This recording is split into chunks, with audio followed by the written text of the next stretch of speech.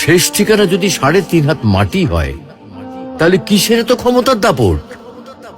ভোর ৫টায় মৃত্যু, সকাল ৬টায় জানিয়ে দেওয়া হবে মাইকে, ৮টায় শেষ গোসল করানো হবে, ৯টায় তোমাকে নতুন কাপড়ে সাজানো হবে, জোহরের নামাজের পরে তোমার আলিশান বাড়ি থেকে বের করে নিয়ে যাওয়া হবে, ২টায় তোমার জানাজার নামাজ পড়ানো হবে, ২:৩০টায় তোমাকে কবরে নামিয়ে ফেলা হবে।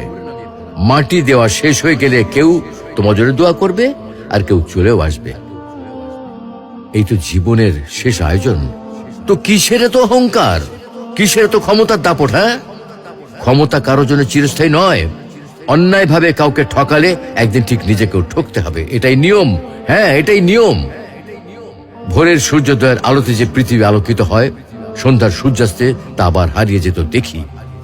অসত্য দিয়ে সত্যকে কখনো ঢেকে রাখা যায় না।